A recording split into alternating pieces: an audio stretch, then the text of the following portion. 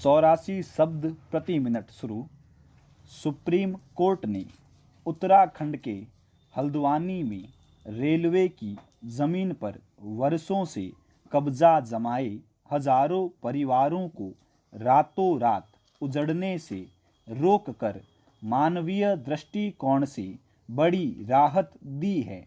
Uttarakhand high court के railway के पक्ष में फैसला सुनाने के बाद हाड़ तोड़ सर्दी में करीब 50,000 लोगों के समक्ष बेघर होने का खतरा पैदा हो गया था।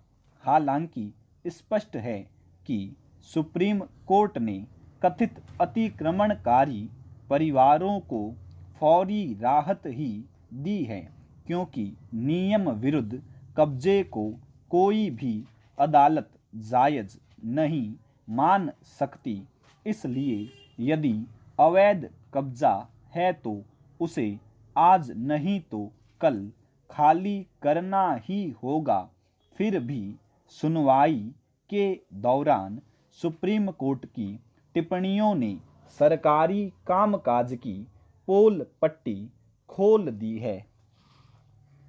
सबसे बड़ा सवाल यही है कि जिस जमीन पर दशकों से कब्जा हो उसे छुड़ाने के लिए रेलवे आखिर अब क्यों जागी और अब तक अतिक्रमणकारियों को किस नियम के तहत राज्य सरकार सुविधाएं मुहैया कराती रही।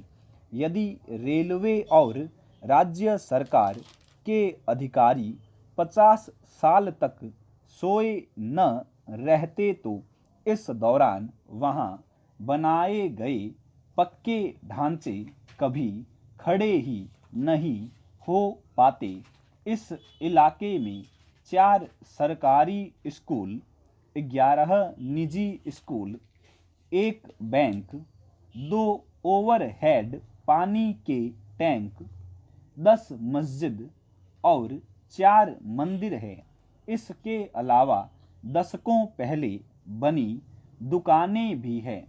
कब्जाधारियों का दावा है कि वे यहाँ करीब 50 साल से रह रहे हैं और नगर निगम को टैक्स भी देते रहे हैं, जबकि रेलवे का दावा है कि उसकी करीब 78 एकड़ जमीन पर अवैध कब्जा जमा लिया गया है।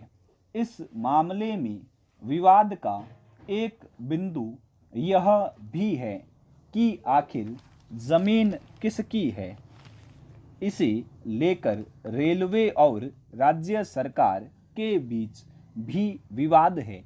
इसलिए यह भी तय करना होगा कि आखिर जमीन है किसकी। देश में सरकारी जमीनों पर अतिक्रमण पुरानी समस्या है। करीब करीब हर शहर में यह स्थिति दिखती है। बताने की जरूरत नहीं कि स्थानीय राजनेताओं और सरकारी अधिकारियों की मिलीभगत के बगैर यह संभव नहीं है। अकेले रेलवे की सैकड़ों हेक्टेयर जमीन पर अतिक्रमण है। मंत्रालय की एक रिपोर्ट के मुताबिक 2017 तक रेलवे की कुल 4.78 लाख हेक्टेयर जमीन में से 821.46 हेक्टेयर पर अतिक्रमणकारियों का कब्जा है। अन्य मंत्रालयों और राज्य सरकारों की जमीन को मिला ले तो हजारों हेक्टेयर जमीन अवैध कब्जे में है। जाहिर है जब भी उन जमीनों पर कोई योजना बनेगी वहां बसे परिवारों के समक्ष उजड़ने का खतरा होगा। इसलिए पहली जरूरत तो यही है कि सरकारें सतत निगरानी रखे ताकि कोई अवैध कब्जा हो ही न सके।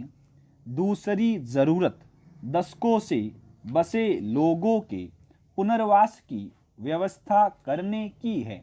सुप्रीम कोर्ट ने भी यही चाहा है। स्टॉप।